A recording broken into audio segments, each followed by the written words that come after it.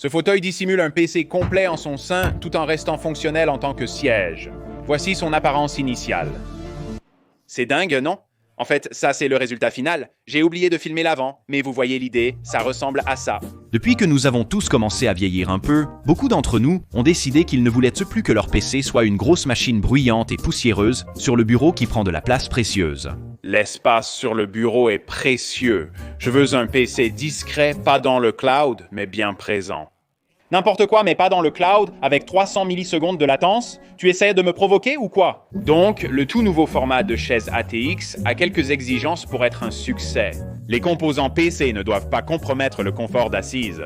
FlexiSpot, sponsor de la vidéo, a fourni ces chaises très confortables. Je vais donc vous donner mon avis détaillé sur elles dans cette vidéo. Yo! Je ne me suis jamais vraiment concentré sur la façon dont ça se ressent.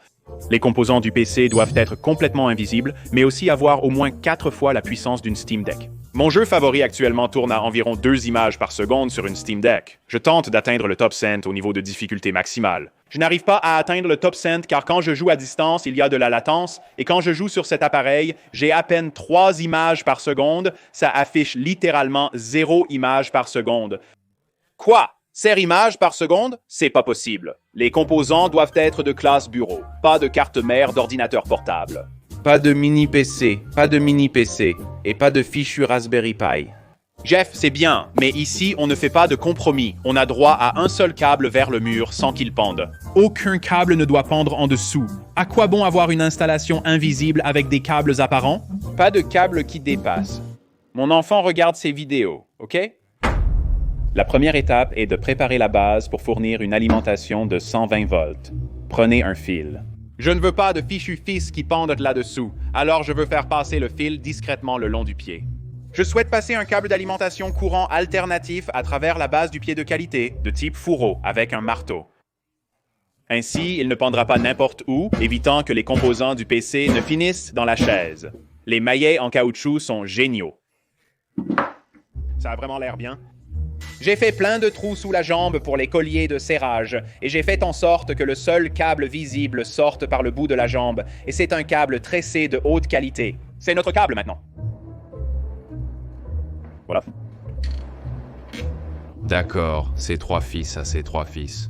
Mes parents te racontent toujours cette histoire où je restais assis sur une chaise avec une télécommande, faisant semblant qu'elle contrôlait une voiture, ou de l'entendre. Très bien. Je ne sais pas. Là, ça a l'air bien. C'est de ça que je parle. On y est. Il y a juste ce fil enroulé qui va à ce truc. Le machin truc. C'était sympa et facile. Maintenant, je mets ça dans ça. Donc, pas aussi facile que ça. Assembler un PC, c'est comme des Lego chers pour adultes. La carte mère réunit le processeur, la RAM et d'autres composants sur une petite plaque. Ensuite, vous avez une carte graphique en or massif et une alimentation avec de nombreux câbles pour faire fonctionner l'ensemble. Donc, en gros, il y a 3 gros composants qu'on doit cacher dans la chaise. On doit le cacher dans la chaise. Désormais, les cartes mères existent en format mini ITX, ce qui permet de réduire leur taille. Même dans ce cas, les gens utilisent généralement des boîtiers de cette taille, ce qui n'est pas notre cas, car c'est une chaise. Une chaise solide et fiable avec un appuie-tête 3D réglable et un dossier réglable en hauteur. J'ai d'abord pensé à essayer de le mettre derrière la chaise. Mais le mécanisme du dossier prenait la plupart de la place, donc je n'allais pas pouvoir y mettre des composants PC de taille normale. Fixer l'objet à l'arrière aurait l'air ridicule et serait visible. Il ne reste donc que la zone du camion Ben comme option. Si je l'enfonçais simplement dans le coussin et que je faisais une sorte de magie avec le rembourrage, ça me piquerait quand même les fesses. Ça me piquerait les fesses, mec. Mais après quelques bidouillages, j'ai découvert qu'une carte mère s'adapte parfaitement là où le mécanisme du siège rejoint le bas du coussin. Bien joué, bébé. Du beau bois massif, ça c'est de la qualité. 195 par ici, 150 par là, c'est comme si c'était fait pour. Mais si je mets ça là, il faut ajouter une exigence. Quand je m'assois dessus, il ne faut pas que ça écrase les composants ni mon lingot d'or. L'épaisseur de la carte mère du processeur de la RAM, c'est environ 48 mm. Donc théoriquement, si je mets des entretoises en aluminium de 50 mm et que je rallonge simplement les boulons de 50 mm, je peux créer une cavité de 50 mm pour y mettre la carte mère. D'après mes recherches et mes calculs, 50 mm d'épaisseur sous le coussin, c'est la hauteur maximale avant que ça ne devienne visible, ce qui serait dangereux et horrible. Au-delà d'une certaine longueur, des problèmes de résistance au cisaillement apparaissent. Si on s'appuie en arrière, le boulon, il faudra utiliser un ventirad hauteur basse. Conçu pour 5 watts compatible avec la carte mère. De minuscules vis très spécifiques qui iront directement dans la partie en nylon.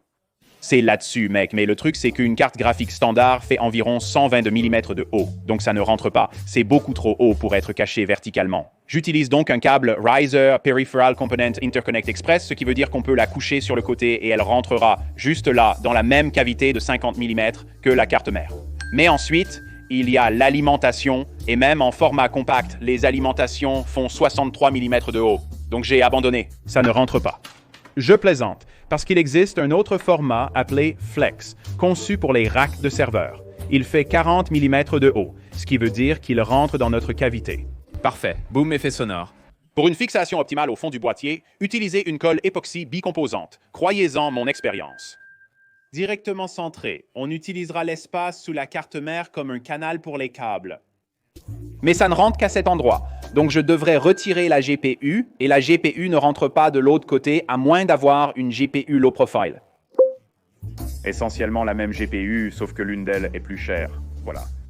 Ouais, mec. Ah, ça doit être juste. Pour orienter correctement les ventilateurs, je devais tordre le câble d'extension. Je doute vraiment que ça fonctionne. Je l'ai tordu pour qu'il soit dans la bonne position, et j'en ai cassé plusieurs différents, mais le bon est dans la description. C'est dingue. Ici repose le repose-pied sur le modèle avec repose-pied, qui est d'ailleurs ultra confortable. Ça rentre parfaitement dans une baie de 3 pouces et demi, comme ça. Je ne vais pas mentir, c'est assez dingue. Ça rentre juste. On dirait que c'était fait pour, mec.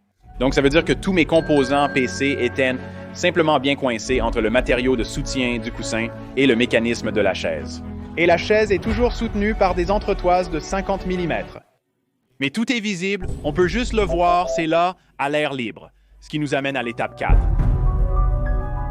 Consacrer les 5 prochaines semaines à apprendre assidûment le logiciel de modélisation Fusion 360 Conception assisté par ordinateur. Que dois-je faire? Fabriquer un boîtier sur mesure parfaitement ajusté, puis je vais découper le trou, l'extruder afin qu'il puisse ensuite recouvrir tous les composants de votre PC. Il faut s'assurer d'avoir les ports d'ES nécessaires, comme sur un PC classique, mais pas juste une petite boîte carrée trop visible. Prévoir des trous pour un flux d'air à pression positive et des languettes en plastique pour maintenir le GPU en place, sans fixation sûre sous la chaise. Puis échouer à l'impression 3D environ 5 fois. Je me sens comme un enfant montrant fièrement à son père sa création faite à l'école aujourd'hui. Oh là là, je dois vérifier immédiatement si ça rentre. Oh là là, c'est parti. Mon trou est à côté d'environ 5 mm. J'ai mal mesuré et j'ai dû le réimprimer plusieurs fois. Waouh, ça aurait pu être pire pour enfin arriver à ça, mec. Oh, ça, c'est un ajustement qui a vraiment de la gueule, là. Mais tu peux simplement sauter cette étape et télécharger le fichier. Wow, mec. Comme un gant, il est conçu spécialement pour le Flexi Spot C7 Max et j'en suis vraiment fier. Tu peux l'avoir, il est à toi, mon pote. Et ensuite, tu peux juste payer quelqu'un au hasard sur Internet pour te l'imprimer en 3D. Je l'ai donc conçu avec ces petits trous carrés parfaits qui accueillent ce qu'on appelle un module Keystone. Oh, c'est propre, mec. Cela signifie que tu peux simplement ajouter les modules de ton choix. Ils sont conçus pour la production, mais pour nous, cela veut dire que tu peux avoir n'importe quelle connectique intégrée à ta chaise, proprement rangée. J'ai personnellement opté pour 2 HDMI, une prise micro, une sortie auxiliaire, un USB-C et un port Ethernet, le tout bien organisé. Si tu souhaites une configuration différente, il te suffit d'acheter d'autres modules Keystone et de les brancher à la carte mère. C'est comme un énorme sandwich que tu devras assembler. Mais pendant que tu fais ce gigantesque sandwich, c'est comme si tu avais besoin d'une autre main qui sortirait de ta poitrine pour commencer à étaler la mayo. Et puis tu as besoin d'une autre main qui sortirait d'ici. Et pendant qu'une main étale la mayo, celle-ci étale la moutarde, et ensuite il te faut 2 autres mains qui viennent des côtés pour que tu puisses appuyer le pain ensemble en même temps. Donc ça c'est l'étape 12, je crois que l'étape 12 c'est de faire pousser plein de mains supplémentaires directement de ton torse, comme le général Grivoux. La partie la plus difficile ici, c'est que le câble d'alimentation doit passer à travers tous les petits trous pendant que tu l'assembles. Quoi que tu fasses, n'oublie rien. Tu devras donc souder et gainer en thermorétractable tout en pressant l'ensemble. Tout rentre, mec, c'est un peu dingue. La bonne nouvelle est que tout va fonctionner immédiatement, donc tu n'auras plus jamais à l'ouvrir. Ça va là-dedans. Oh, il y a du courant. Oui, oh, d'accord. C'est sûr les garanties. D'accord, c'est parti.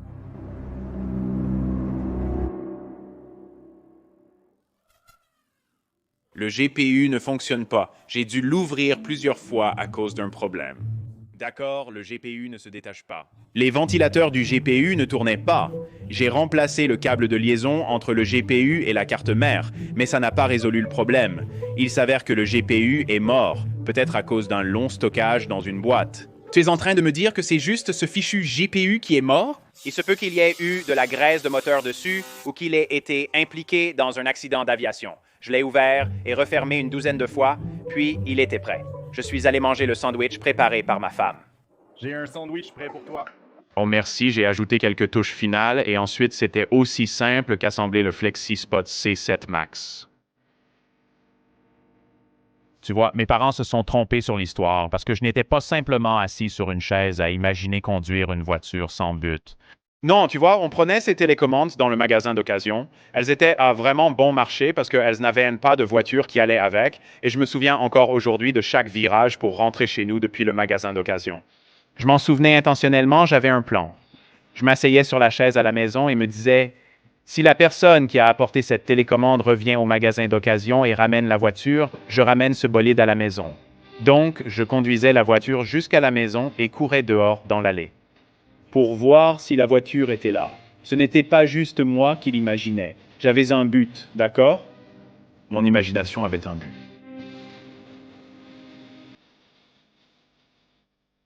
C'est parti, allons-y.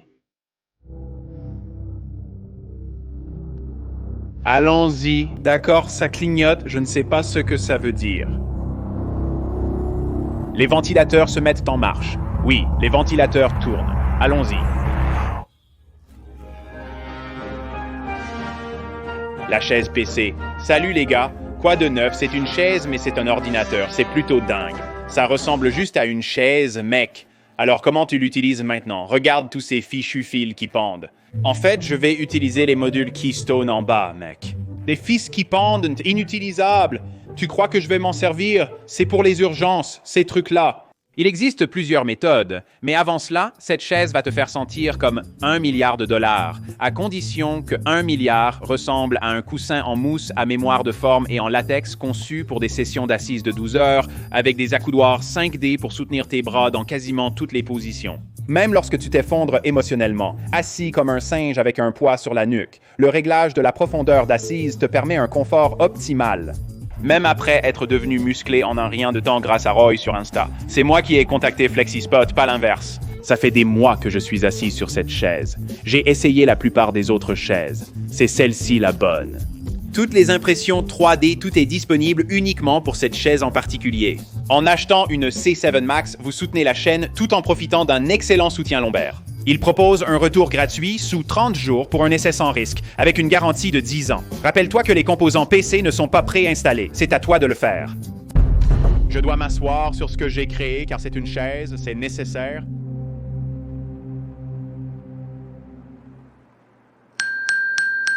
Oh, c'est confortable. Une configuration de bureau à un seul câble et sans latence, c'est ce qu'il faut. Il y a la diffusion sans fil intégrée de Windows, mais ça ajoute quand même 100 millisecondes de latence et ça me donne envie de me jeter une brique sur le pied pour m'amuser et en plus ça saccade tout le temps. Donc non, on ne va pas faire ça. La première façon de l'utiliser, c'est avec un écran sans fil et des transmetteurs HDMI. Un écran sans fil à 120 Hz, 10 millisecondes de latence, si ce n'est moins. Premier essai, mec, ça marche direct, c'est incroyable, mec, c'est génial. Mais je sais ce que tu penses, parce que t'es un gros try-hard.